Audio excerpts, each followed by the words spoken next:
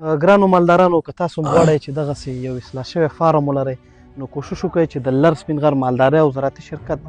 د فرانسوي کوپیکس مونبلیارد نسل تخمی ستنو څخه استفاده وکړئ تر څو دغسې یو اصلاح شوی نسل لرئ او په یاد ولرئ چې ټول مونبلیارد یو شان نه دي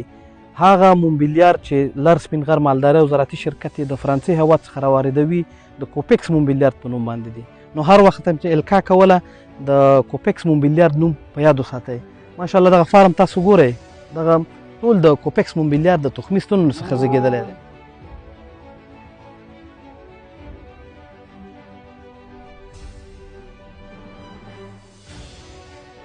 تاسو ته ښکاري دا ټول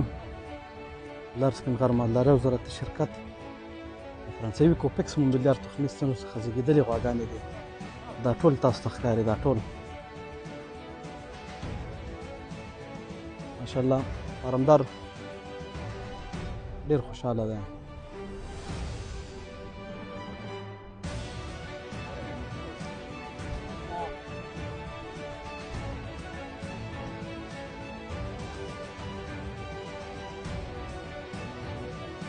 دا چې تاسو ته ښکاري دا ټول دا د لرسپین غر مالدارۍ او زراعتي شرکت د جنربي بچیان دي ماشاءالله فارم ته ښکلا ورکړئ